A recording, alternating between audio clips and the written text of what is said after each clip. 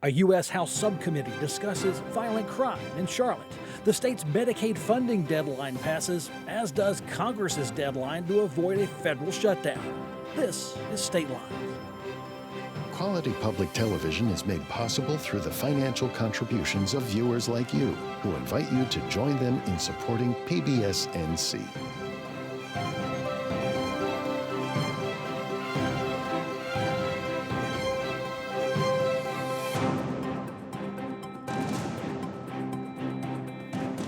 Welcome back to State Lines. Pull up a chair with us. I'm Kelly McCullen. Joining me today, an all-star panel of guests. Billy Ball, who edits Cardinal Pine. Locke Foundation's Mitch Kokai is to his right. And his neighbor in seat 3, Theresa Kostrzewa of Capital Advantage. Debuting on State Lines, Bruce Thompson. You'll know him if you see him around Raleigh with Parker Poe. And Parker Poe is a law firm, does lots of things, government advocacy. I won't dare put your title out there because I have no idea, but I know you're connected and you know a lot about state politics, sir. Welcome. Good to be back. Very good to be here. Hope you're ready. We have a lot of topics to get to. Let's start with the U.S. House Judiciary Subcommittee held a hearing in Charlotte early this week where the politicians heard input on violent crime and what can be done about it. Charlotte was selected as it's where Irina Zarutska was murdered on the Charlotte light rail back in August. Members of North Carolina's U.S. House delegation sit on that committee, and they heard from victims' families, police officers, and former prosecutors. Why is it that we take people who commit these heinous crimes and we do not hold them accountable for their actions? We sit there and we try to give it a reason as a mental health issue or some other type of issues that realistically doesn't take blame. The Association of Prosecuting Attorneys suggests that for a jurisdiction the size of Mecklenburg, we should have at least 144 state prosecutors. Instead, we have 62 state allocated positions and 22 additionally funded positions through Mecklenburg County and the city, bringing that total to 84. Those were just two comments. It got a lot more fiery with the victims' families there advocating on behalf of their lost family members. I can see supporters saying Charlotte's the perfect location to discuss violent crime. I can see critics saying political theater. How, if we're open-minded, sitting back watching this tonight, days later, how should we assess that subcommittee meeting and why in Charlotte? Well, I think you can say that it is political theater, and it's also dealing with an important issue. And a lot of what Congress does is that if they're not negotiating a bill or voting on a bill or meeting with constituents, most of the rest of what they do is sort of political performance. And this is part of that. But it is drawing attention to some major issues that are somewhat related. You've got crime and the threat of violent crime and why violent criminals are out being able to commit crime. You also have what's causing these people to get in that situation. Of course, this is tied into the Irina Zarutska case where you have DeCarlos Brown Jr. as the alleged suspect. There's the video that appears to show him stabbing her in the neck. Then you heard all of the details about him going in and out of the court system 14 times, having clearly documented mental issues, but still being out on the streets. And so all of this is in a mix, and it's interesting to see the two major political parties taking very different takes on what we should make out of this and how we should respond. Billy, it does seem, though, if there's a big gap in the debate on this, because one side blames the other for being soft on crime. The other one says, well, you're cutting all the ability to fight crime by reducing government funding of law enforcement. Lots of emotion here. Is it possible right now for us normal folks who just cast ballots every 2 and 4 years to properly assess this issue of crime in our cities? You know, I think one thing that people should do who are watching this story, and I want to acknowledge, this story is terribly sad. It is the worst kind of irony for someone to flee their country to seek shelter here and then to have this happen to them. What happened to Irina is awful and heartbreaking. But I do think that people need to watch this with a certain degree of guardedness as well, because there is a tremendous amount of political theater in this. And I've written about this past week. This crime, we have crimes that happen in this country, and they are sad. Each one is individually bad. But this crime was handpicked by partisan actors to make a point. You'll note that this involves a knife, not a gun. Republicans would not have chosen this crime to make it a big story if it involved a gun. And suddenly when we talk about gun violence, people on the right want to say, hey, we need to do something about mental health. But since this is a knife case, they don't care about the mental health. This man was a monster, was I think the quote that Trisha Cotham used. I think people need to watch this and be guarded. We need to also make policy decisions based on actual numbers and trends, because you would think based on all the rhetoric that we had some explosion of violent crime in this country. And while our gun violence is high, we do not see anything, particularly in the numbers, that says we are going through anything particularly bad in the United States in terms of violent crime right now, or I should say out of the normal. It's much better than it was in the 1990s. So I think we need to make policy decisions based on thoughtful things and not the sort of partisan theater that I think we're seeing. Theresa, why do we have a national look in Charlotte? We have a legislative branch that could have done the same thing, and Charlotte has a city council, and Mecklenburg County has a board of commissioners, I would most believe. Why did it get to Congress to show up? Well, so first of all, I know it sounds cynical to say never waste a good crisis, right? But that's certainly part of it for everybody. But I actually am hopeful that with what's happened in her situation, it's exposing some things that need to be fixed, that it looks like despite the political theater, there are some good things that they're looking at. Certainly one of them involves bail and the ability, no bail, you're out on the street again. The other thing that's really interesting is that crisis coupled with what happened in Southport, I don't know if you all saw this week that Speaker Hall actually has created a select committee on mental health as it relates to public safety. And so those are the Republicans saying, hey, wait a second, mental health really matters. Obviously, the left has been saying that a lot, but I think it's great that they're now all saying it, because that's the crux of the problem here. And there was even some element of that in the Arenas law, which I was pleasantly surprised about. You thought it was all going to be lock them up, right. Stop the judges from releasing people, and there's some of that, but there was some piece in that dealt with mental health, which at least is a recognition that it plays a role. Bruce, tell us about Dina King. There was a lot of sound bites we could have selected. Mm-hmm. She's a former prosecutor. She is your partner at Parker Poe. Talk from a very policy-driven perspective. Tell me what she brings to the table. Could she have influenced Congress, and maybe, as the victims' families rightfully told their story, here she is with Fund the Communities. Yeah, I hope so. And Dina is my law partner. She's the former U.S. Attorney for the Western District of North Carolina. She has a ton of experience in this area. And I think when you hear from someone like her, who has now been on both sides of criminal representation, and somebody that has that prosecutorial experience and knows that we need to continue to invest more in that, I hope they do listen. And, just to add on to something that Theresa was just talking about, I do think we have an opportunity on both the federal and the state level to get people focused on the preventative side of this. I mean, it's very easy to come up with punishments. The issue we're dealing with, and there was some of this debate in the legislature where people said the things that we're talking about doing aren't necessarily going to deter crime, because you're dealing with criminals that don't have the same thought process as we do. But if we can get to them early and take preventative measures and do something to help in the mental health realm, that's where our focus really should be. The state debate, until the death penalty amendment comes out, Bruce, that knocked the liberals out of the bipartisan feel of an Arenas law. Outside of that, though, do you think Democrats, Republicans are fairly close on a comprehensive, at least, agreement on how we should address this? I don't know if they're close. They should be. If they talk to each other and listen to each other, I think it would be easy to put a bill together. But unfortunately, and I think this is going to be a theme in a lot of things we talk about today, compromise has become a bad word in politics, and we suffer because of that. And Kelly, one other important thing to note is when you see the two parties talking past each other, part of that is because very different ideas about what is causing the problem. The last Carolina Journal poll asked the question, what is most responsible for the rise in violent crime? And we gave people 9 different options, and this was after the murder of the Poles in the field in the middle of September.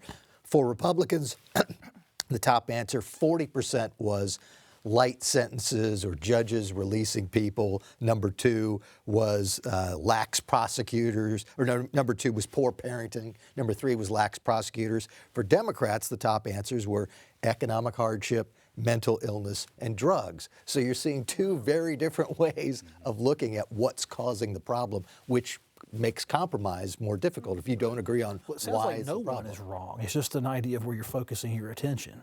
Bad parenting, drugs, economic hardship. Tough on crime, soft on combines to it. Yeah. Yeah, Absolutely. good legislation on this issue would address all those issues that Mitch just mentioned. Yeah, good luck. Well, another big deal in this state is over a big bill. It's state Medicaid payment reductions coming into effect for hospitals, nursing homes, and doctors. Happened this week with the October 1st deadline passing. The Stein administration believes there's a $319 million state funding gap for Medicaid. Legislative analysts for the Republicans have different estimates, but House and Senate Republicans are stalled amongst themselves on any new Medicaid funding plan. The governor can legally shift some money around to delay Medicaid payment reductions, but he says he wouldn't do it. He says legislators, Billy, should pass a funding bill, and if you delay the cuts in October, it just delays Republicans' willingness to work on it, and Medicaid ends up broke anyway in about 6-7 months. So how was that for a 30-second synopsis of a very huge idea and plan problem in the state? Whenever I talk about healthcare and I try to ask people to think about it from the people who are receiving care and what are the barriers to people receiving the care that they need. The preventative type stuff that heads off you having to go to the ER or you dying because you didn't take care of some nagging ailment. And I think to put this as simply as possible, if the Medicaid, if the providers, the hospitals, the doctors' offices can't get money for Medicaid, then they don't have much incentive for them to actually provide care for patients who are on Medicaid.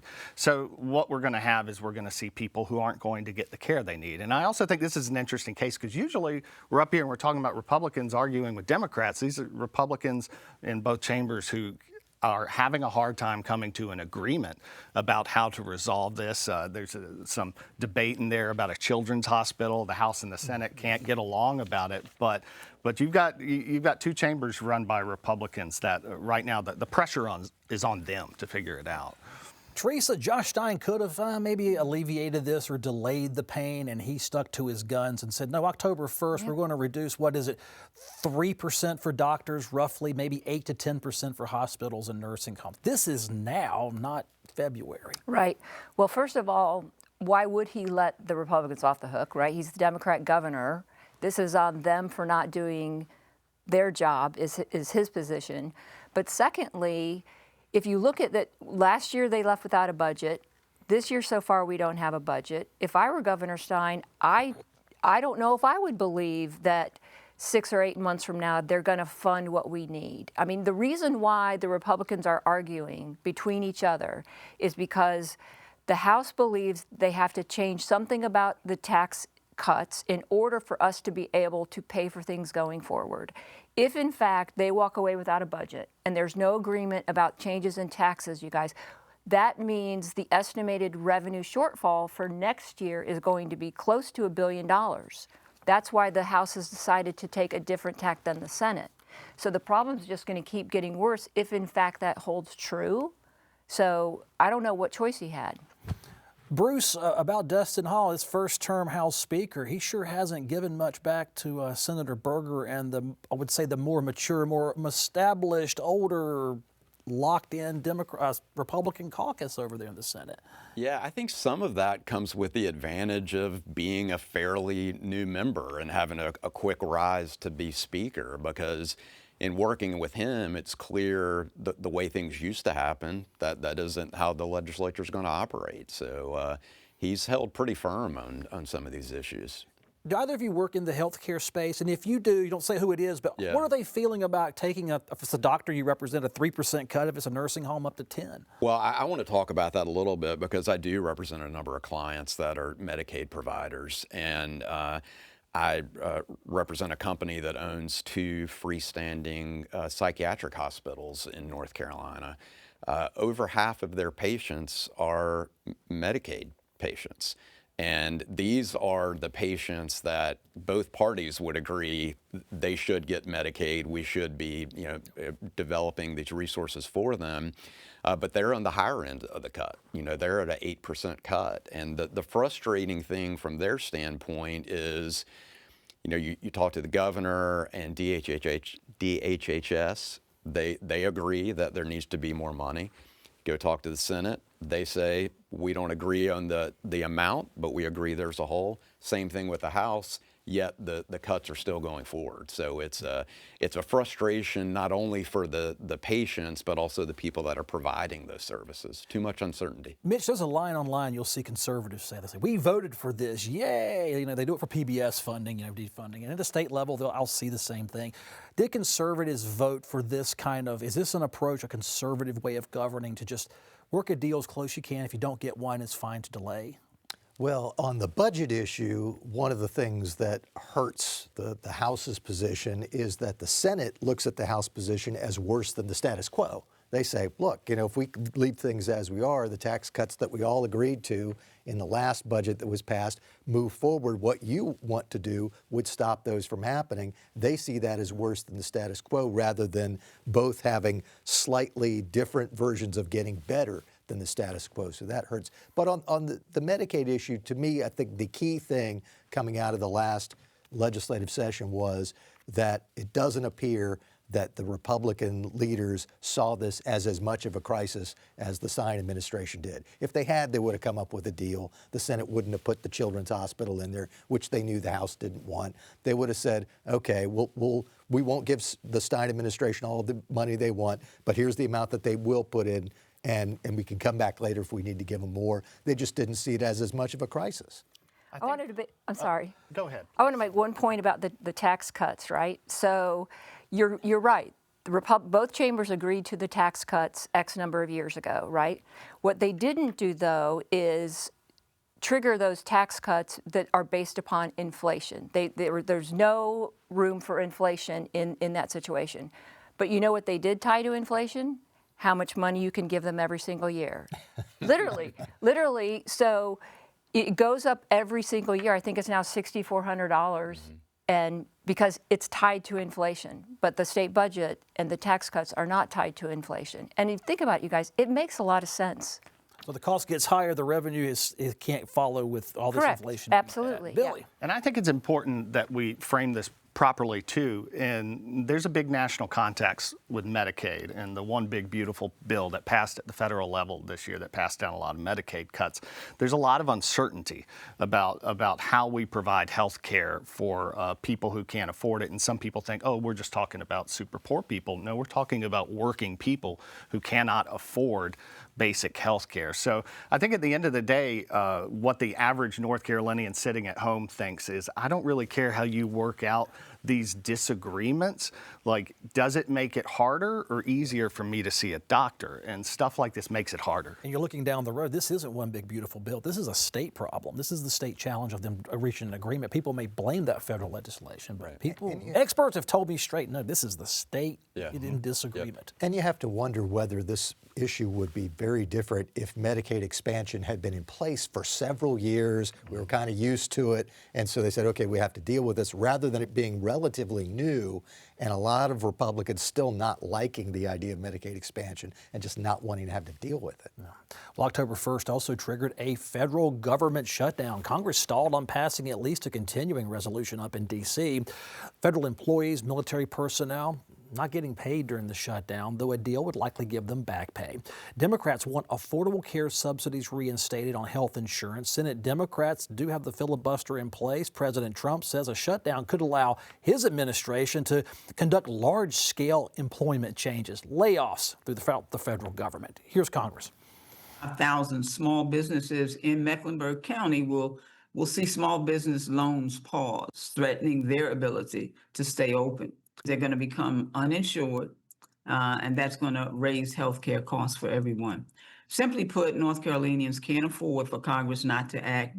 Unfortunately, last week, the Democrats voted no to keep the government funded and to keep the federal government operational to help my district recover. And they voted no to add $22.5 billion to disaster relief coffers that the governor was in Washington, D.C. asking for. Well, there's two sides of this issue, and this is what it's all about. Yeah, that's a good example of why we are where we are.